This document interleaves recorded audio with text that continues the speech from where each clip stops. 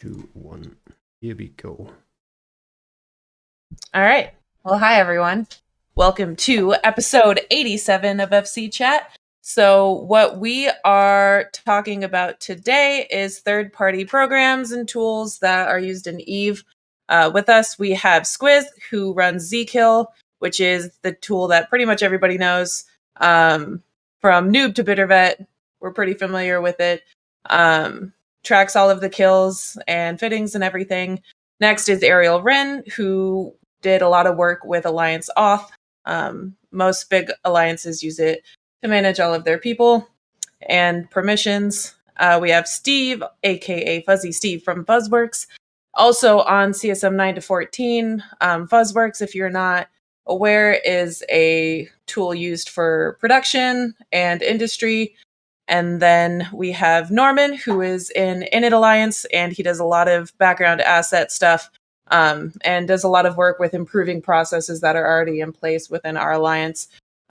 Also known as Lord of the Spreadsheets within our alliance, because he's always taking the spreadsheets that we do have for tracking and making them better and providing us lots of graphs and statistics for what's going on in the Eve world. So, what we wanted to start off with is kind of ask you guys and open the floor what tools you guys think over the last, however many years, like 15 years that Eve has been going, like what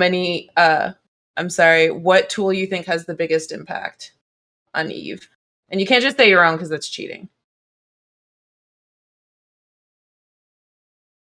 I'll start with EFT.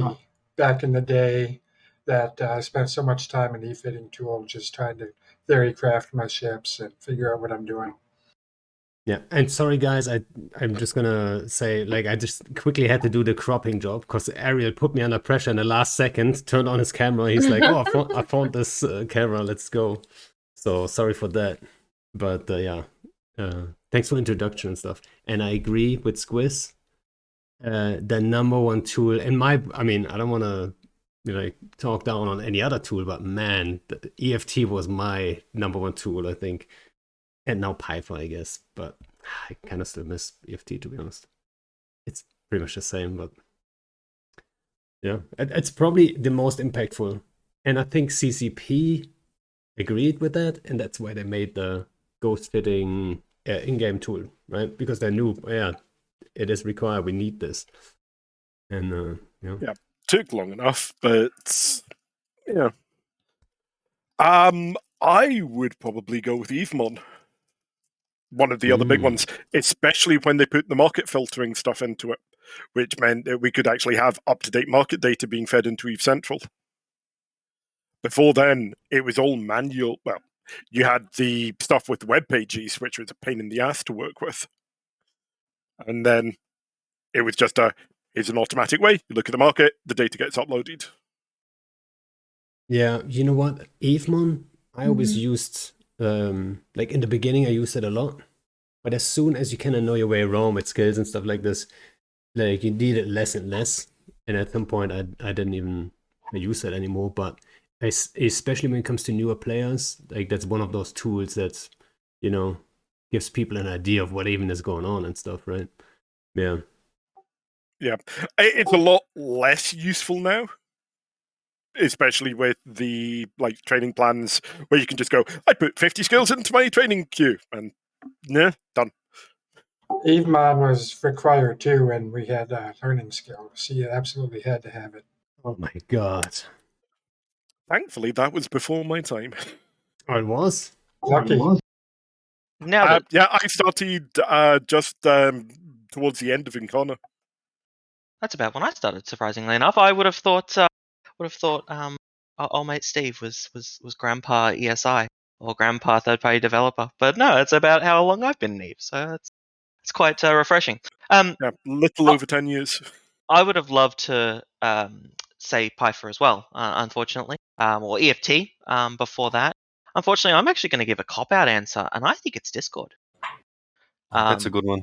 Yeah. I think the way that Discord has changed the way that you can actually reach out to someone in 30 seconds, as opposed to spending 6 hours trying to get a hold of some guy 4 Jabba servers over, it is completely and utterly changed the political I landscape would of say Eve. you could like For better or for worse? that's exactly. Uh, It goes both Yeah. ways, but I think it goes a little bit more in the better way. You know, it's like it's a net positive, but I would it hesitate takes to away some say stuff too. it made something bad worse. It was a tool used in the wrong way. Now that everyone is one Discord PM away, it's just accelerated the natural progression of what might have happened in Eve over 20 years.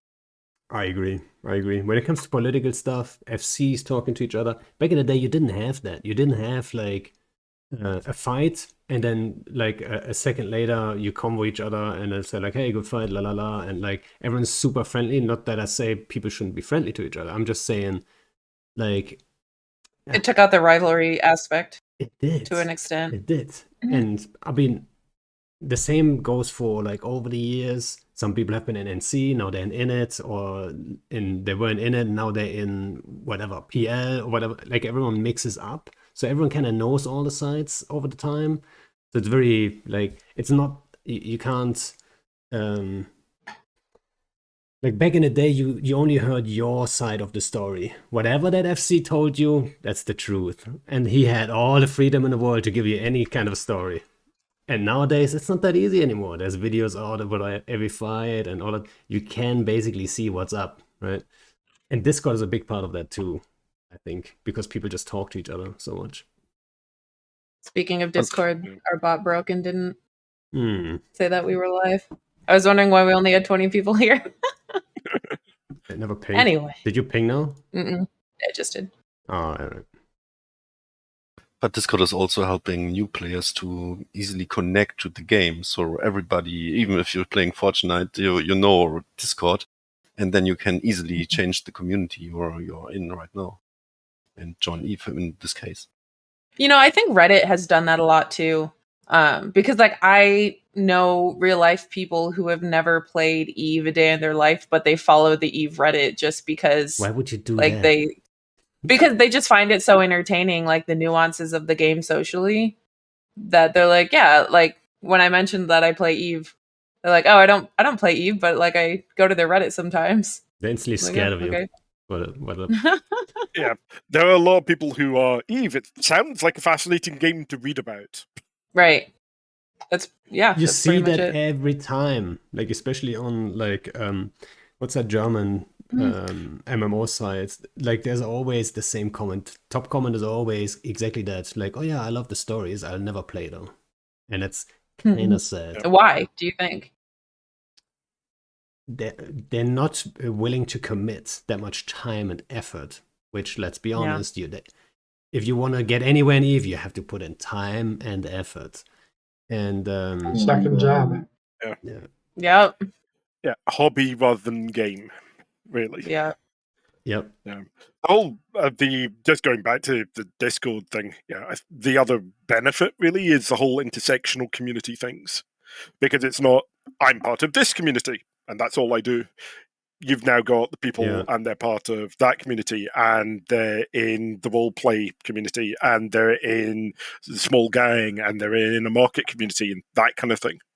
So it's beneficial from that perspective. It's yet more hooks just to keep people in the game. I totally agree too. I think that like the branch out communities that Eve has are also like once again like with just having Discord in general are bringing everybody. Oh, there's the bot. Are bringing everybody together more. Once again, though, you know, it kills the rivalries that keep Eve together. I think, you know, giving people a reason to want to fight other than just like, all right, like let's go kill some stuff now. Like the like I guess passion behind the reason why they're fighting kind of just like I agree.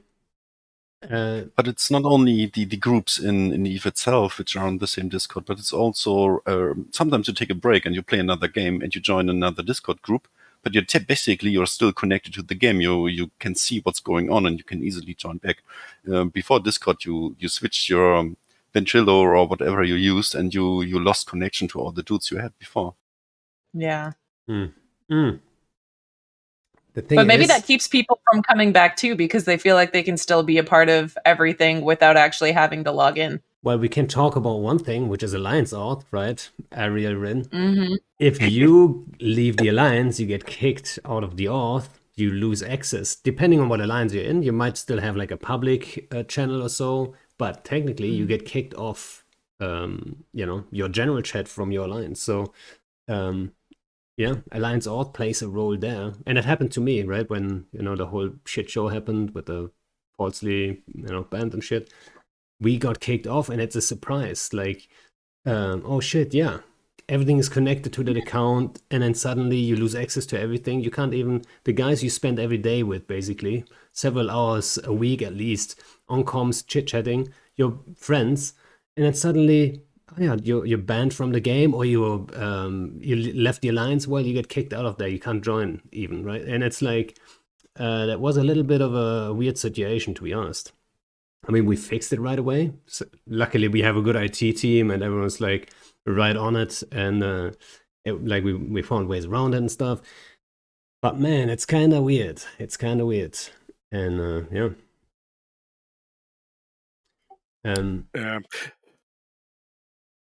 What? Yeah, Eve is just a weird game from the perspective of needing an IT team.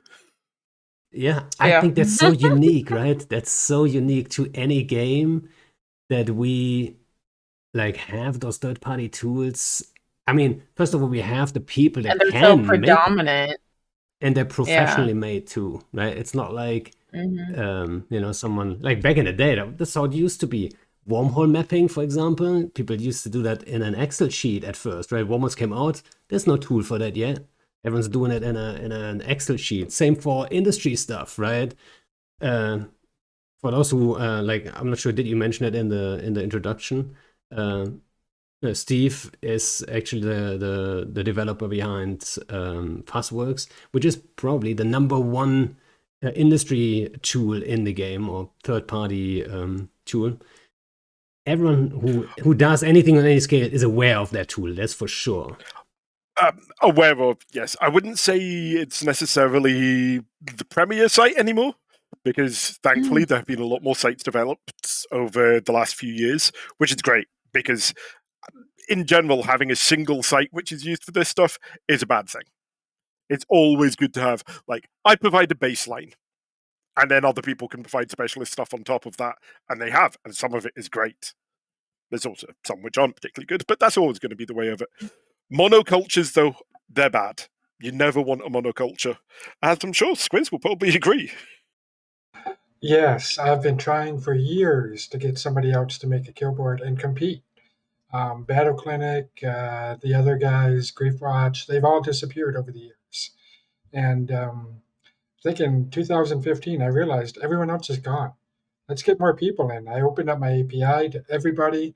You can get a full dump through the API. You have to do some work yourself, of course, but people have said they'll start one, and then they disappear. They stop. Sad. They realize how much work it is, and they're like, maybe not. Yeah, Yeah, it's a lot of work. I've put in thousands of hours easily. But when it comes to killboard, wouldn't you say there's always that one killboard that's on top, even if at times where there was a little bit of competition going on? Let's say, so what was even the history of it all? First it was Battle Clinic, then it turned into Eve Kill. On that, Battle Clinic didn't turn into anything, but then Eve Kill and Battle Clinic had competition. And I think Battle Clinic was such a loaded site. Like when you looked at it, it was just very old school, like the early days of internet, basically looking, right? Then Eve Kill came around and was very specialized and clean looking. And I was like, oh yeah, that's our kind of stuff. And then you kind of took over. Like, I don't know, did you have anything to do with Eve Kill actually? Or like... Yeah, I actually kept Eve Kill from falling in on itself.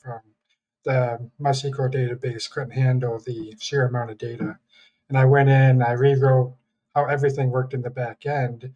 Basically, it was a jerry-rigged partition, if you want to call it that. It wasn't that great, but it worked. And my experience from that is what I started with Ezekiel, with Kabowiak and I. We did a whole lot of work together. Yeah, because like I noticed that change, and Miranda and I were talking about it, like when we said like What questions do we ask and stuff? I was like, yeah, well, I don't like. I noticed that change, but I never knew how that actually came to be. That actually Ezekiel took over and stuff, and if it was a friendly way of taking over, or if there was actually competition, and then one side gave up, or It's kind of it's an interesting story. It started off very friendly. Karboriak, he's a very passionate guy. He's also very abrasive, and I got tired of working with him, and I went off in my own direction. Oh, all right. See, so I knew you guys were working together, and it was like, but then also there was competition, right? Yeah. And when we were talking about like the most impact tools of all time in Eve, I think obviously killboards in general might just take the top spot. If we didn't have any killboards, none, right from the start, I think it would be a very different game. Now, some people, it incentivizes a lot of activity that people do in Eve. Yeah, I agree. But some people, I'd say it's a low percentage, but some people might just go out and say like, well, killboards might just get in the way of creating content because people might be more afraid to lose stuff than they are hyped about killing stuff, Yeah, they don't want to fuck up their killboard. Yeah. And the same, I'm guilty of that. When a few years ago, when I was part of Wingspan, I did a lot of wormhole hunting. If I would find someone, first thing I did is I'd go to check out their Ezekiel, figure out is this bait or is it going to be an easy gank? Yeah, true. I mean, it happens all the time, right? People just do a super quick check who's in system, right? It's like, yeah. But then also, how do you feel about? Sorry, go on. You first. I just wanted to say, like, statistically, like, technically, it should always push towards the more like hyped about killing stuff, just by the way the data is presented. Because like even if you're just in a fleet of like 150 dudes and you hit F1 every now and then, you get 3-4 kills, and you can only lose once. You can only lose one ship in a fight, basically. I mean, technically you can lose 2 or 3, sure, but you know what I mean. So on average, it would always be a more positive thing in the data than a negative, no matter what, right? Did you ever think about changing that? Did you ever think like maybe we should have like a more accurate representation of skill, perhaps? That'll piss everyone off. That's a loaded question because everybody has their own idea of how to represent skill. And whatever I come up with, there's going to be 10,000 people who disagree, and every one of them will be on Reddit. Right. Yeah. Hashtag CCP changing anything ever. Yeah. So what about I wanted to ask, and being a Logi person, like I made sure that you were aware I was going to ask this question, but how do you feel about Logi on killboards? I would love to see it. Yeah. It would incentivize more people to fly Logi. And 3 years ago, during FanFest, they said that they were rewriting kill mails to include Logi. Nothing ever came of it. Yeah, Oink just mentions the same thing that I was actually gonna jump in and say is the Horde drones. Like, I mean, I fly Logi. I literally can't remember the last time I flew like a ship that wasn't Logi, and I've got a pretty decent kill board. So like, at the end of the day, I'm someone who's not sitting here fighting for Logi on kill mails, because there are ways, like, if you are a dedicated, I want to say good enough Logi pilot, but that's not really, like, it goes back to the whole thing, like, what's good enough. But like, if you're a dedicated Logi pilot and you can multitask well enough, like, you can get on kills. But I guess it's an issue. Should they have to work to get on kills? Yeah, and in the end, having Logi on kill mails is showing your failures, because it's the people who are dying. Yeah, right. That's what I thought about it too. Whenever that comes up, I'm always thinking, like, how do you want to put them on kill mails? Because if you have an insanely good Logi wing, technically they shouldn't show up, because the spot where they should show up is when someone dies. So it's like, but you don't want that. It's like, now I don't want to go getting anyone from CCP in trouble. But about 6 months after the announcement of the rewrite of kill mails, we actually saw it. there was a bunch of internal Logion kill mails, like actual kill mails developed out of the. It never hit Sissy. It was purely out of the like in-house Eve development servers in Reykjavik. But like we saw the kill mail rewrite. We saw Logi on kill mails. And obviously there's a lot more that has to go through before that actually hits Sissy and hits TQ, and there could have been problems with it. But there was a lot of movement on that, and it didn't go anywhere. But why? Yeah, and I don't think it's like what Shade said. So it's not about like who repped this ship that died. It's about how much was this ship that killed something or this ship that got on a kill mail repped in order for that ship to die. That's where like the incentive comes. That's how it becomes positive, because then you see like, oh shit, this ship would have died like 3-4 times already if all of their Logi Wing weren't on point and repped this much damage to them. You can kind of see that now just by looking at how much damage the ship took. You can. Yeah. Yep. Sometimes it's insane. Maybe like they sometimes, can just like tweak it then. Yeah, sometimes we have fights and then we go back like, yeah, we won the fight. We only lost like 2 ships or so, but that's not even, nobody cares. But that one guy who tanked like 1 million fucking damage, I was like, holy shit. Sometimes that's the best part. Right, but if you have like reps on your own ship, then that's not going to accurately show how much you were repped yourself. If you're like active tank, it's going to show that you took all this damage, but it's not going to accurately portray how much was actually repped to you. It was listed out per ship, per pilot, how much incoming reps were received. Right, that's what I think it needs to be. I wish I could find that screenshot of that kill mail, but it was like 2.5 years ago. But why didn't they go through with it? What do you guys think? I suspect answer for your crimes. Yeah, I can tell you that guy no longer works for CCP. Yeah, I expect what happened was there was a dev blog a couple of months ago about Quasar, which you may have seen. One of the things which it was talking about was a message queue system. And that's basically how the kill mail stuff was being looked at. Because at the moment, what it does is all the kill mail stuff is recorded on the server where all the damage is happening. And it means when someone dies, that server has a bunch of work to do.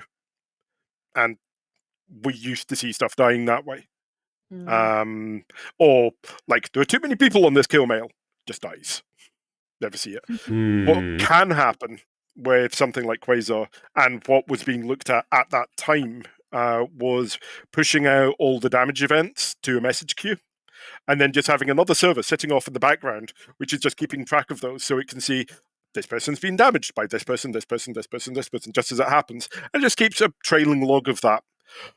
The problem on that is scaling, I suspect. It's not really been talked about, so I'm making some assumptions here, but they're semi-educated. Scaling is always a problem with Eve. Because, works absolutely fine when you got 5 people, 10 people, maybe 100 people. 1,000 people gets quite a bit more complicated. Yeah.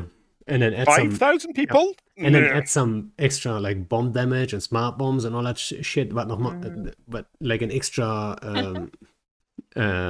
complexity. Like it adds an extra complexity. Sorry, my German brain jumped in for a second. Kicking in, mid-sentence. But yeah. There's a reason why things like smart bombs in large fights are troublesome, because you are doing a bunch of damage effects to a bunch of people, which will cause a bunch of updates. So scaling is always a problem there. Yeah. And so talking about a German brain, Norman, we never talked about your favorite tool ever, like third-party tool in Eve, by the way. Yeah, I would have said Zkill for sure. So that's the first tool which got introduced to me when I started playing Eve. So basically, if you Google something regarding Eve and you find something on a website telling you something about Eve, then there's a link to Zkill board or a battle report made on Zkill board, and the numbers are coming all from Zkill. And basically, everybody's using it all the time. So when I started playing Eve, I was on Provi, and they had also tools to know who's blue and who's not blue to you. Basically, everybody is blue there. And but that's also linked to that kill at some point. And you, if you saw in local and neutral, then you looked him up on the kill board, and if he's flying all the time a Sino ship, hey, you got your free intel there.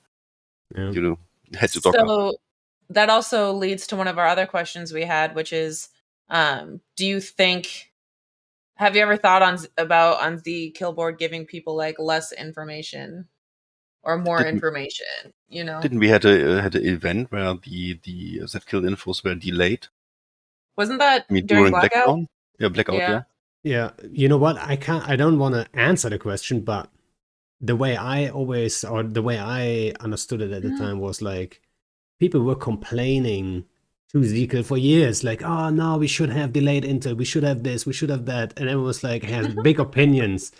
And then I think Squizz, and then they're like, wait, and no, and then Squizz went and said like, yeah, well, let's give it a shot, right? Let's test it, and that's what happened, right? And yeah, I got lynched for that. Yes.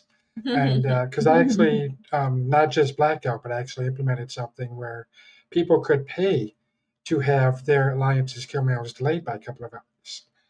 And basically, I got Reddit lynched for that. And yeah, I took back those changes within about 5 hours. pay that's kind of like sad. real money. No, we're talking ISK, I'm guessing. Right? Or was it real money? No real money, no RMT. I can play that game. No. Well, Yeah, unfortunately, gating things behind real money is against the terms of service. So, yeah. I didn't even know, like, third-party tool. I mean, if you provide, I mean, is that probably as the second you require the ESI, like infos from Eve, as soon as you take infos that you get from CCP, that's the second way you can't monetize it anymore. Is that the rule? I don't like where do they? Yeah, and what about ads on the, like, what if you want to run ads on WebSpace? How does that, are you not allowed to do that because it's like CCP? Ads are okay. Ads are allowed. Yeah, ads are allowed. Okay. Yeah. You are allowed ads. You are allowed to have. You're not allowed to gate functionality behind real money. You are allowed. You like you could have. I use Patreon, and you can use Patreon to not have adverts on the site, like someone does. But you can have. I use Patreon, and if you don't pay me money, you can't get on the site. That's not allowed. Yeah. I mean, you can do it with ISK if you want to. Yeah, but you can make people pay ISK for stuff, but not real money. I don't get why the ISK thing is an issue, though, for people. I mean, no matter what you do, there's people on Reddit that have an issue with it, but like it was really such an outcry that you had to decide to, go back on it that quickly and not even like let it go for like maybe a month or so and see what happens. It was a huge fallout. I had people contacting me Twitter, through Discord, through email, even. Please don't do this. And the Reddit thread was just huge. And I thought about it for a bit, and I talked with a few people about it, and decided to revert the changes. Well, I mean, that's surprising to me that so many people have an issue with that specific thing, but I guess. Yeah, it was pretty amusing because a lot of the same people who ask for delayed intel didn't like it when their enemies would have delayed intel. Well, that makes sense, right? Well, and we also like it if we had a battle and like 5 seconds after the battle, the FC is asking how did it went, so, and we are checking this at Guildboard and making a battle report. We lost the ISK war, or we won, and then we are happy on the way back. Yeah, that's one of your jobs actually. Whenever we have like 7 guys in the FC channel or whatever, and as soon as all the prep work is done and the fight starts, you're basically just looking at the kill board, seeing how we go. Like, do we trade well and stuff like this, right? So it is kind of unique, right? That it's kind of nice. You also see how many ships of a certain type are in the hostile fleet, basically in real time. And if you can't use the D-scan if you have several fleets of the same ship types in space. It's basically impossible, but you see it on set Guildboard. Yeah. Yeah, we didn't talk about that website. Like, to be able to just, throw something in and get an organized D-scan of what's going on in the system. True. Like during flights or during fleets, that's super beneficial. Whenever someone gets tackled, like, give me a D-scan, Yeah, the D-scan, the paste bins. Can't remember what it's called. Yeah. There's different ones, like, there's like several ones out there now. And that's definitely, for FC, is a good tool, but I would say the impact is minimal. I honestly think it's minimal. You look in local, you know that in a Munifleet there's 200 people in local. You can guess. After a while, you kind of know what hostiles bring. Some alliances bring more lodges than other, and so on, but you can guess. If FCs have access to local, which when things are getting tackled and you need a quick form of fleet, you usually don't. It's a dude in a Rorqual freaking out who's like, I don't know. Well, but that dude is also not going to provide you a paste bin with a D-scan, right? They do. They do. Sometimes they do, but they can also say how many are local.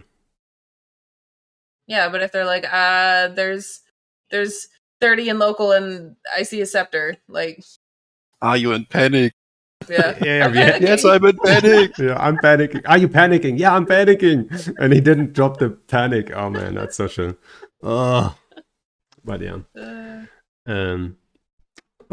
Anyway, one last thing I want to say before we move on from the whole Z-Kill killboard stuff.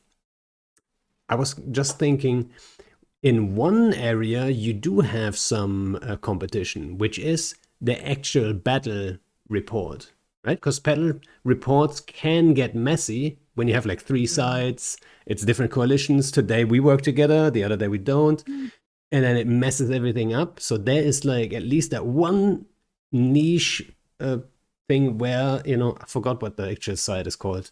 They provide, just for that situation, they provide like good battle reports, which like most people use in those messy big fights. So yeah, you have some competition still, right? And I'm glad. And I've actually refrained from improving my battle report because I want him to maybe, expand on that, flesh out a whole killboard from that, and then I'll have competition. Yeah. I'm surprised you look like you really want some competition. Like that you. Well, let's say I get tired of this and I decide I'm going to rage quit and shut everything down. I'm going to screw everybody over if I do that. And I don't want that to happen. The bus factor. What if I walk down the street tomorrow, I get hit by a bus? The site's only going to be up for so long without me. Don't want that. I'm looking out for the future of not just the website, but for the people who play the game. I want them to have options. Does that ever... I was just about to say, but wouldn't that Squizz just laugh his ass off in heaven, haha, and everyone's like, complete fucking chaos in the game because killboards are off. Everyone's like, shit, we didn't know what we had. Yeah. I bet it would take like 4 days until we have a new one. Maybe but it's gonna suck. It's gonna suck. Everyone's gonna be like, oh, we're going back to Excel now, yeah? Like, oh my god. Does that stress you guys out? Being, having no redundancy in the products that you provide to like people in EVE, and knowing that like as of right now, if you left, it just wouldn't be anymore. I'm not stressed by it. I try to get others to do something about it, and that's about as much as I can do. I don't let it stress me out. Yeah. Yeah, thankfully, these days, I'm not in that situation. I'm generally the person who does the SDE conversions, but all of that is available online. Someone else could take that over dead easily. I only started doing it because the person that I was using stopped doing it. So, yeah, as I said, monocultures are bad. I think, just to get on the soapbox, I think the reason why there isn't another killboard at the moment is the people who have looked at it have realized it's actually harder than it looks, just because the big problem with doing some of the things in EVE is scale. Because, like, it's 24 million kills at the moment, something like that? 28? 70 million. Okay, yeah. Close. It was a Peanuts. ballpark.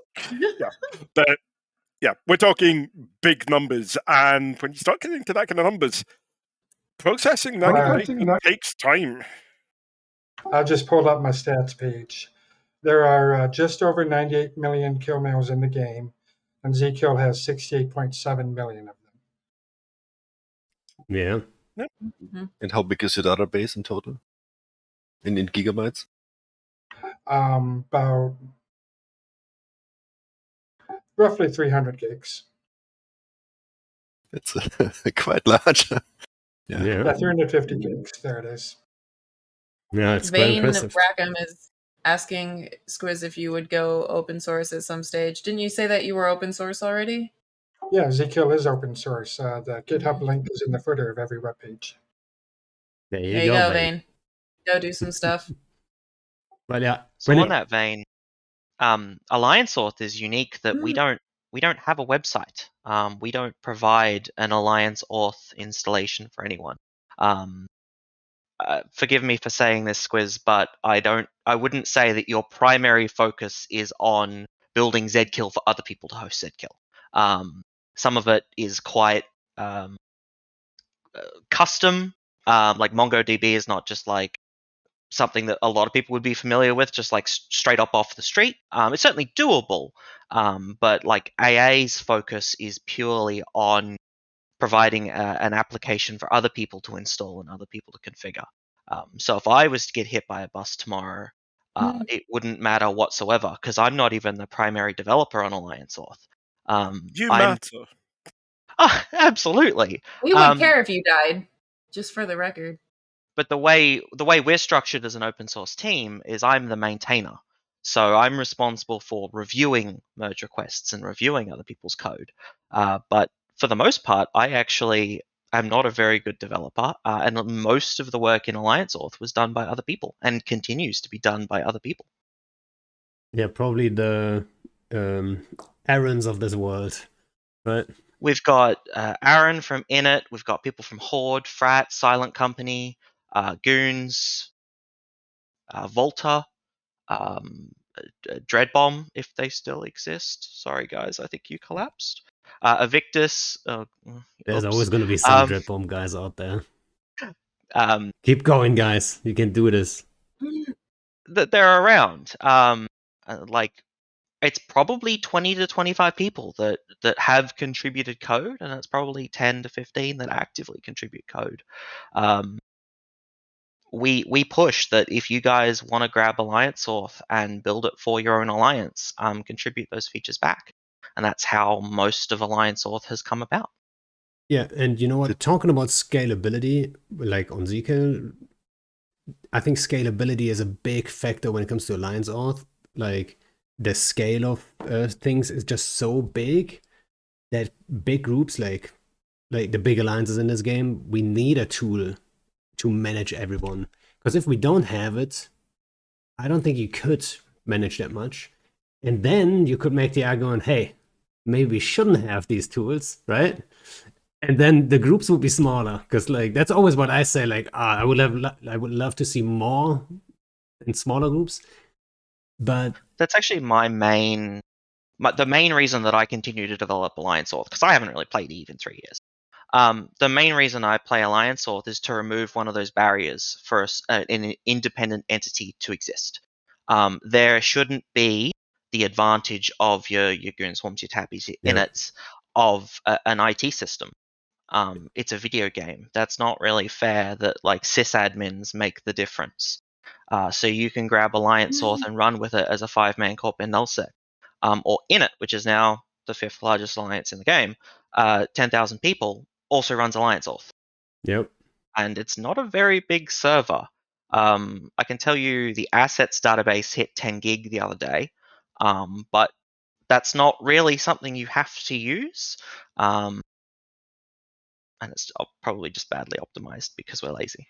Yeah. But 10 gig is not huge anyway. No, it's not. And it fits in RAM. An alliance like Init can afford that kind of infrastructure.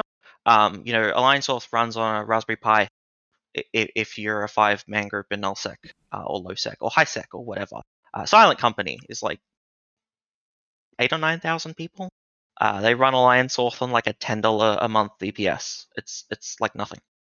Yeah, and I was about to say exactly that, right? Some people might make that argument that it helps groups be bigger, but then again, I think it helps way more people or more smaller groups to get to the same level of organization as like the big groups, because otherwise the big groups would have an even bigger advantage, especially goons historically before Alliance Auth was even a thing.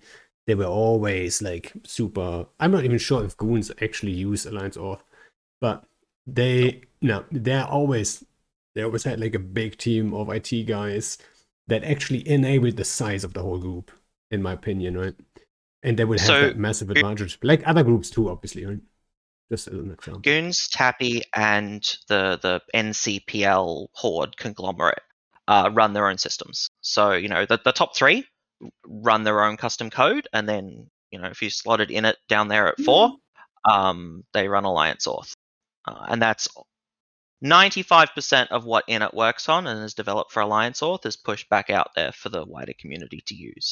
Weren't those big 3 around long before Alliance Auth, though? That's why they made their own? Yes and no. Alliance Auth was actually originally inspired by one of the old Tappy Auth systems that was open sourced. It was a Python Django project, and that's kind of where like the original inspiration came from. Goons predates Alliance Auth, and PL for the longest time was actually based off Seat. That's not very well known that like Seat 1.0 was the core of PL for quite a long time.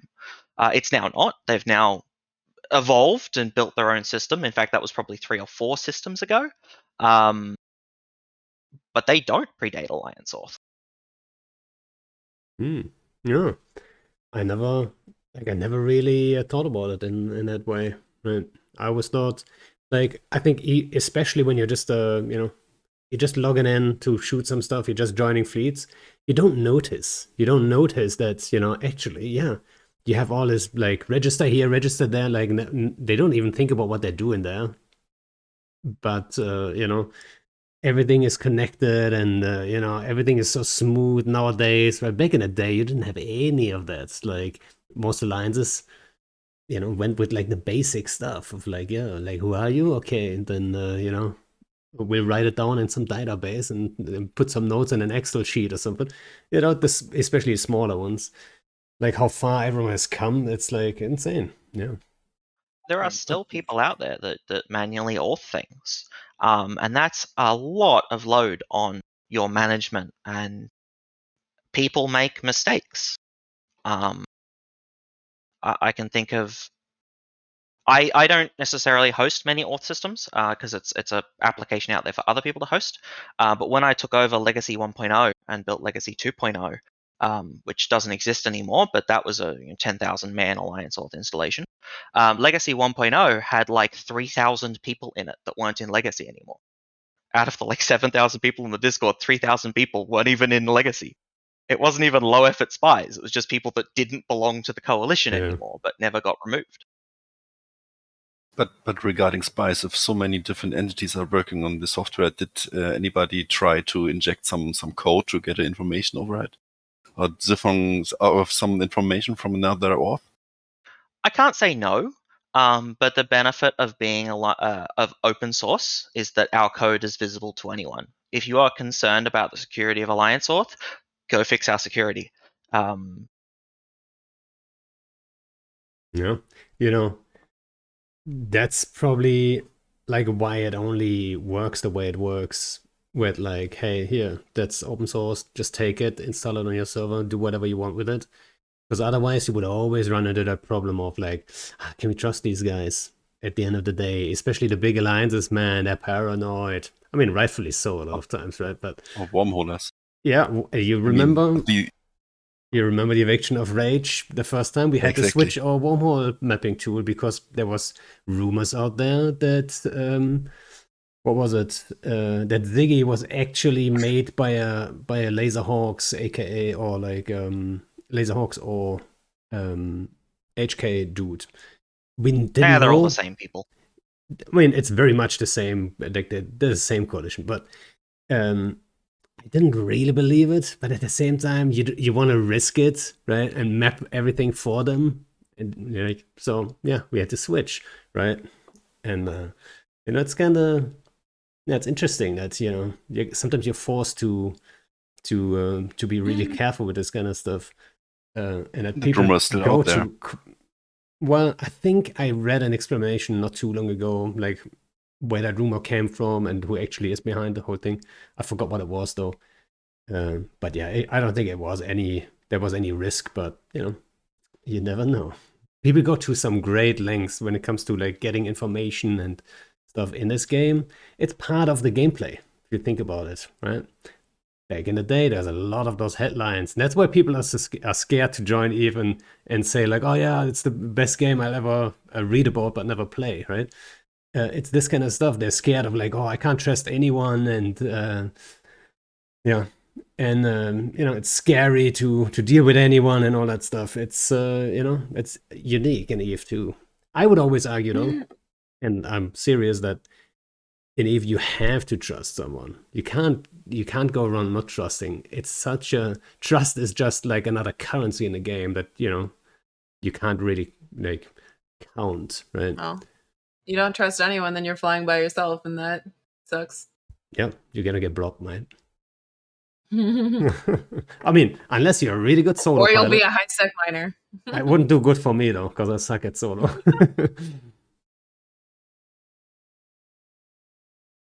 What else do we have on the list?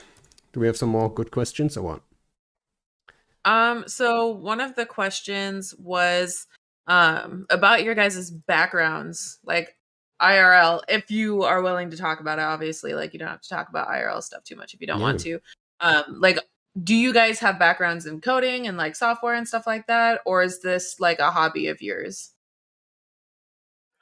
I'm a sysadmin, so I'm not a developer. I just can dance a bunch of the steps. Mhm. So, yeah, people who have looked at my code say it's very much sysadmin code. What does There's a that mean? certain way. It's done in a certain way, which isn't necessarily the best way of doing it, but it shows works. the origins. It shows the origins of how I came to think about the code in the first place. Right. Yeah, I have got better, but yeah, I'm not a developer by trade. It's a hobby, but I run servers, many servers for a living. So Makes sense. What about the rest of you? I graduated with a bachelor's in computer science, and my first job was at a company that handled the sales of every vending machine in the United States. And that was a lot of data to track. And that's how I got into. That's where the experience came from. That's where my experience came from. And a few years later, I started playing Eve, and I thought this Eve kill site sucks. What can I do to make it better? And that's how I got into it. Yeah, in real life, I'm a mechanical engineer. So, at the university, I had to do graphs all the time and analyze data. And obviously, that carried over to Eve. That's where your love started. Sure. So I'm a sysadmin, I guess, by trade. I look after 20 tiny little 5-man schools in the middle of the Australian desert. So between fighting off snakes and spiders, I will throw a bunch of equipment in a car. Like if a school is offline, I will think, what could I possibly need, because it's 500 kilometers down a dirt road to get to this site. So that's a lot of fun. That's a lot of driving. But it's a lot of driving in the lovely Australian outback, and it's some unique challenges. And that's sort of, it puts you in a mindset to sort of be ready for anything, and to always be packed and prepared. You talking like apocalypse wise, or? No, even just I don't know what's going to come up today. I could get a call that that a school is offline, and I've just got to grab my bag, grab my go bag, grab a suitcase, and like jump in the car and go. I bet you Still watch a lot sounds of MacGyver. Yeah. OG MacGyver. Only just getting into new MacGyver. Wait, So this is actually a good question. if developing these tools helped you guys in non-Eve projects. Like if this has expanded your knowledge base for real life stuff. I assume so. Yes, definitely. I have my SQL went leaps and bounds when I started doing some stuff with Eve, just because I needed to do some stuff which was more complicated than I had done before, and then I used it at work, which was handy.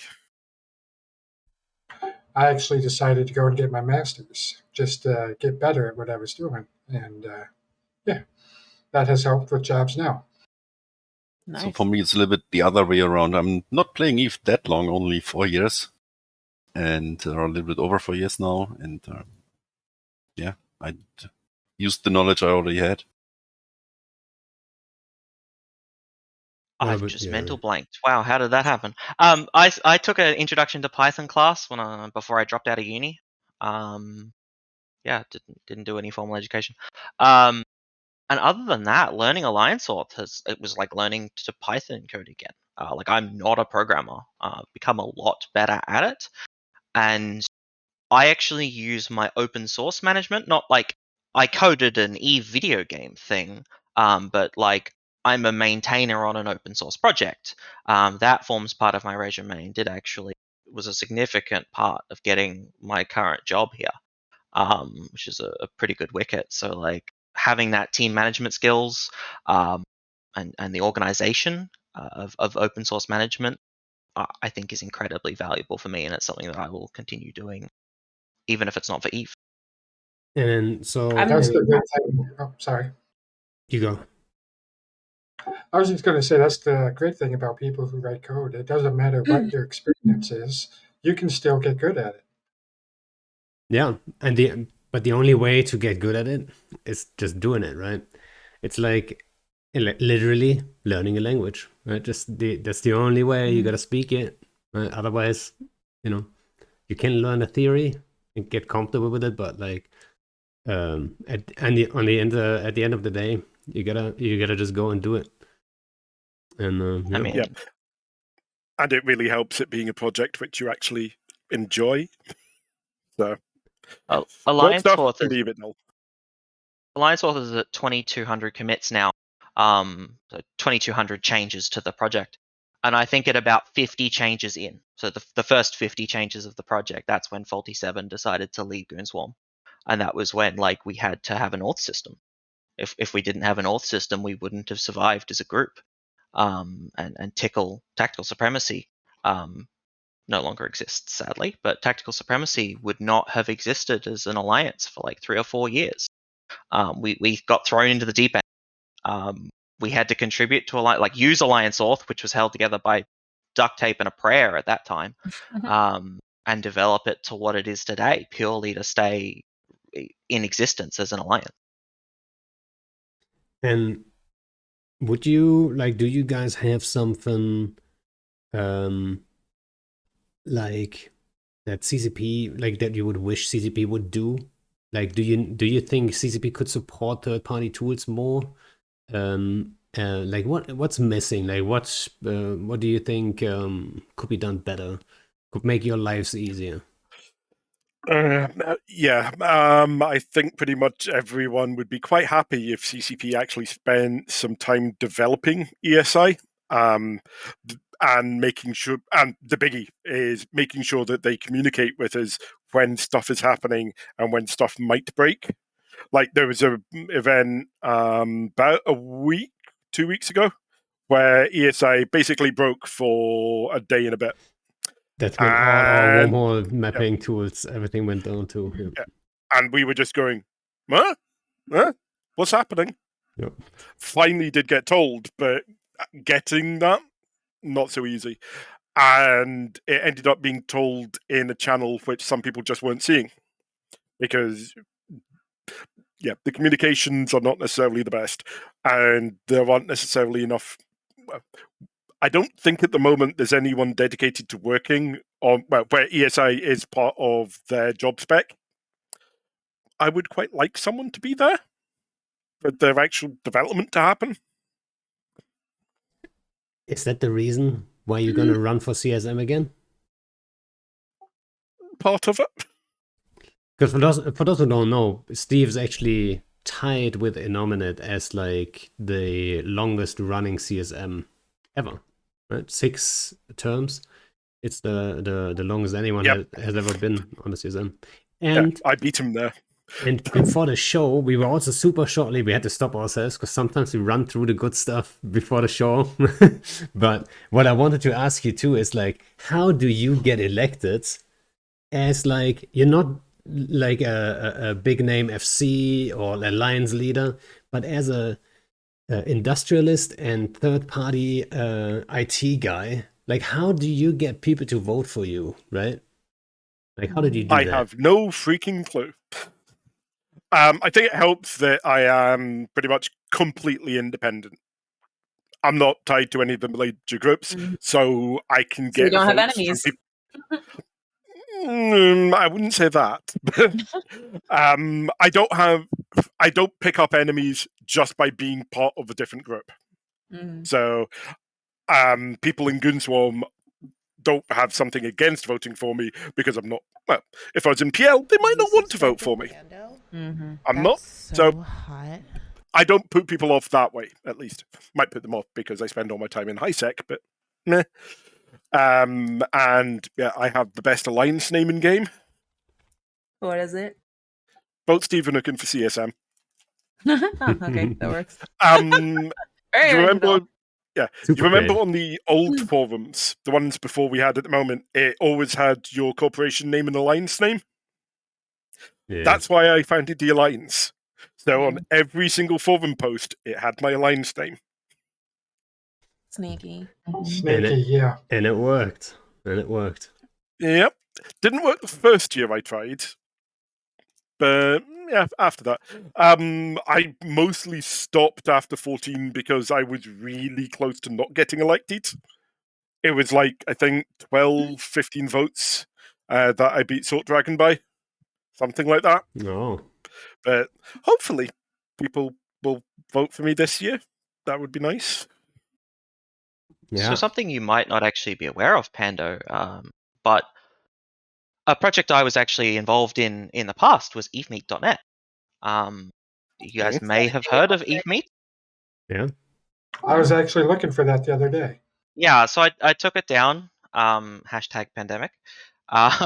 It's being rebuilt at the moment. But evemeet was actually it was originally built and it was originally designed to get Bam Stroker onto the CSM.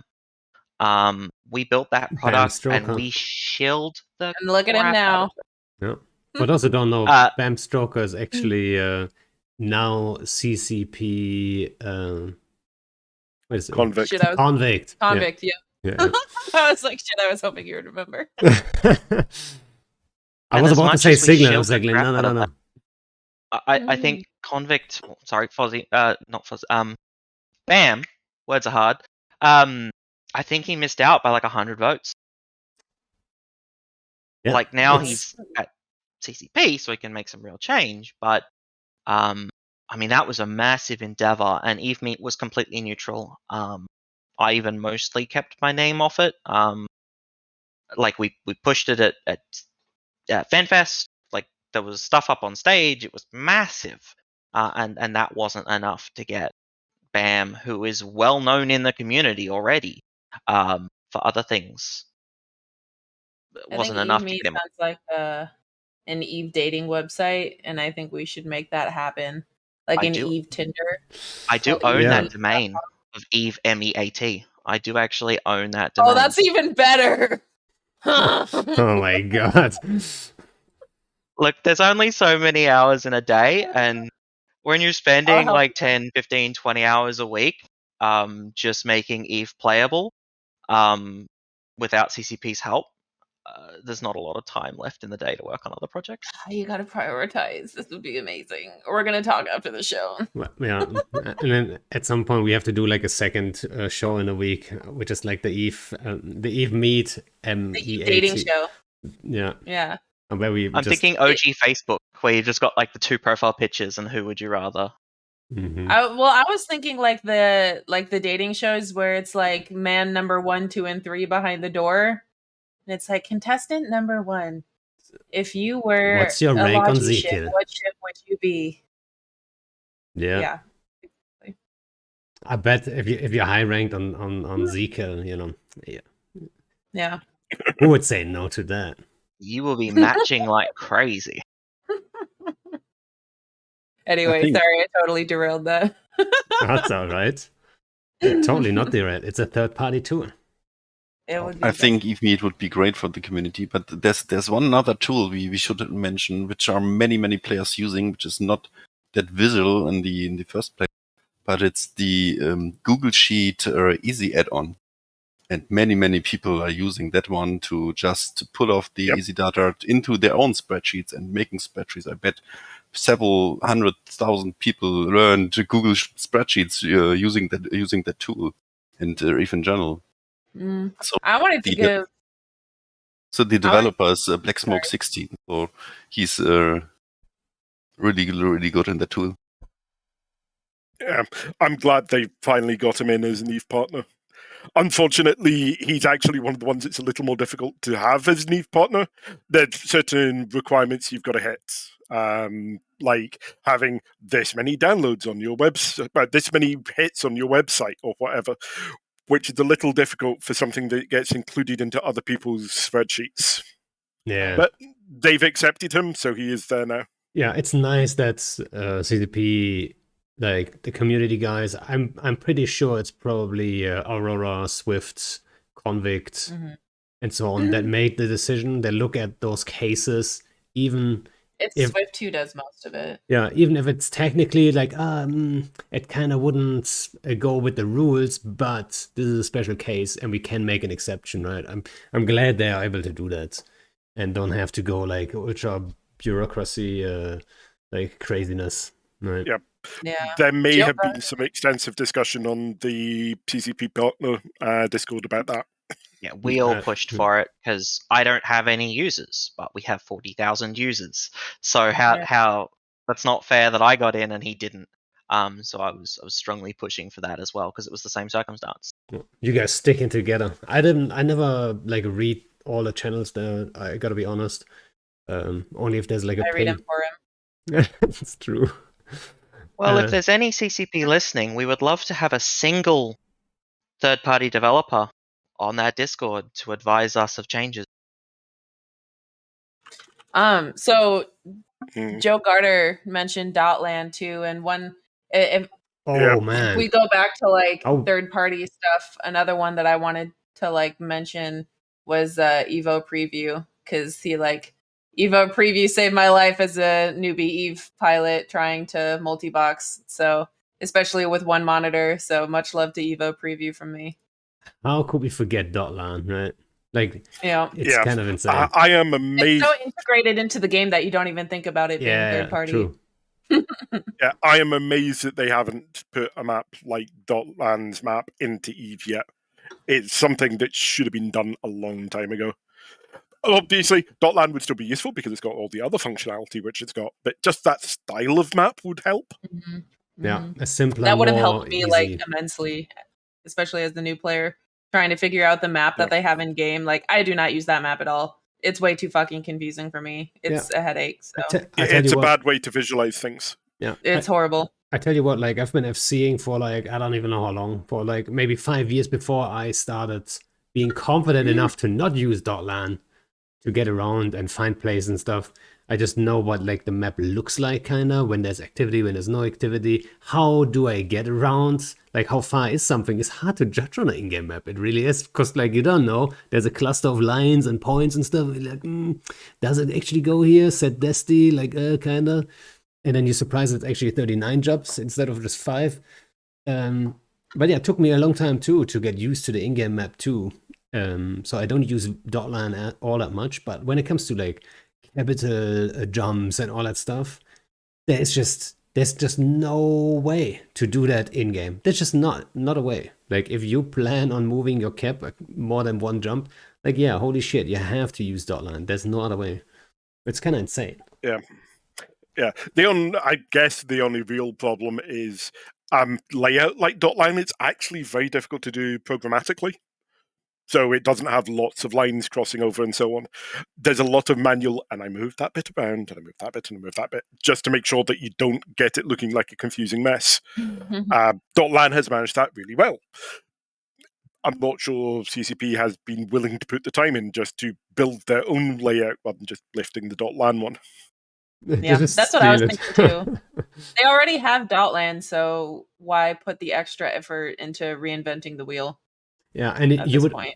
You would also say someone who would really need, right, who couldn't get around without .lan, is also at a point, like, has enough play experience that he would be aware of .lan at the very least, right? So he knows the tool is there. Like a day one noob, he doesn't really need it. You can get around. You just set Desti for wherever you want to go and stuff. And then, you know. I don't know, like, when I was like newbie, I was using .lan a lot to try to find pockets to rat in. Because you can't visualize just by like setting a Desti and jumping around. You can't really visualize where your good pockets are. That's also very true when talking about getting somewhere or getting out of somewhere. Like, that's where .lan really is important, that you're like, oh yeah, I get trapped here as like a new FC. As a new FC, if you're roaming with 10 dudes, if you jump into this pocket and there's a dicta bubble on this specific gate, you have to burn through this dicta bubble.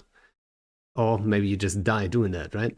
And just being aware of that. Yeah. Just going to say, if people read .lan, 9KOE would not be the hottest system in EVE. Shout out Simple Farmers. That is very true. There's some people just don't care at all, and they're just like, they run That's into their it. fault. Even though it's very obvious, like, why a certain system is super hot. Right? When you look at .lan, it all makes a little bit more sense. Yeah, the visualizing part is really like still worth ratting in that. I love the drawing one of the recent I think it was a Quasar release thing. They had a stream on it, and they had a visualization up of just people jumping around on EVE, and it was just you could see when jumps were happening, and they managed to completely expose someone, because it was, you could go, and 200 chips, just jump there, and just jump there, and just jump there, and you could just see it happening. It wasn't on screen for that long, but someone they were a little exposed. Yeah, for Intel purposes, obviously .lan, like, there's no other tool, right? That, I mean, Zekiel and .lan are the Intel tools technically, right? Like, overall. Don't forget, there are also those tools which are reading the in-game chat and visualizing on a map how fast the enemy out of your system if you're betting or mining. So, and everybody's also relying on the .lan map. So, like, near me, and or I'm not sure how they are called. True. Yeah, near to and so on. Just for people who haven't run into them, they are reading the chat logs which get dumped to someone's machine, but that's all they're doing. So it's dependent on people putting paste into chat so it gets picked up. It's not directly interacting with EVE, which is why it's strictly not against EULA. Another Intel site, and I'm not trying to toot my own horn here, but EVE Who, a lot of people use that. Are you behind EVE Who too? Yeah. Oh, I didn't even know. Yeah. I use that just so that I can remember when I joined Corp. Literally think I've only EVE Who'd like myself and one other person. Well, I EVE Who. I made EVE Who because this guy came into EVE Kill IRC chat in 2008 or something like that, with something similar, and wanted to charge 10 billion a month ISK, which is a lot of ISK in 2008. And his site sucked.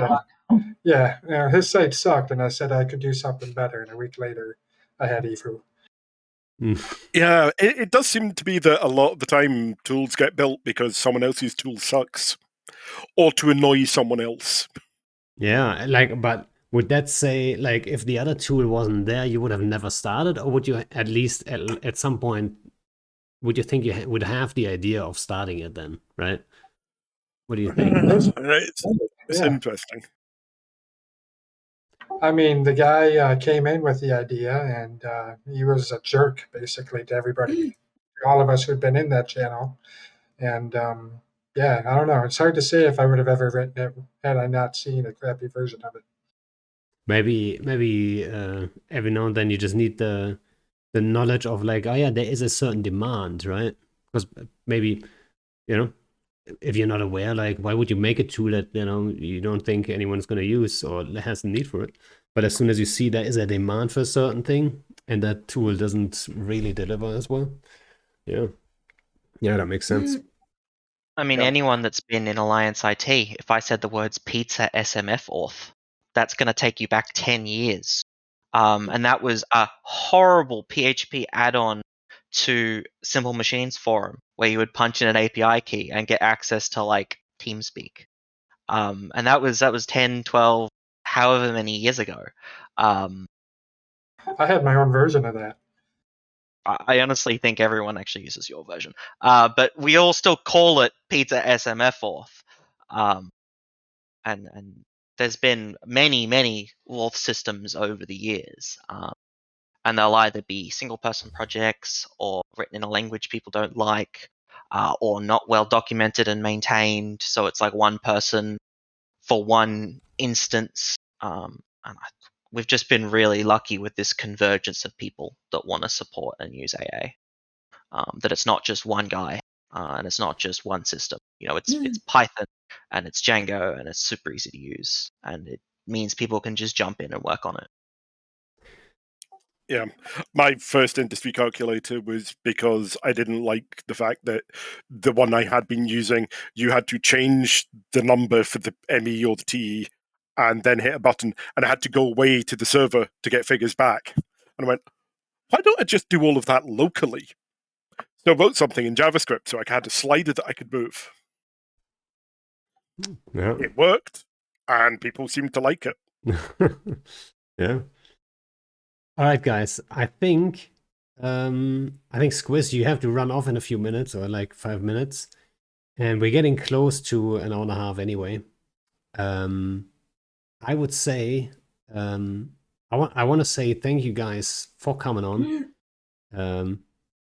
Pleasure to guys have you, and also super nice to see that you guys like you know each other, you support each other, and it's nice that you know, we have people like you guys like creating cool tools for everyone to use. And yeah, thanks again for coming on, and yeah, we should do this again. Thanks for having us. Okay, bye. This might be an unpopular opinion, but we have to support each other because CCP doesn't.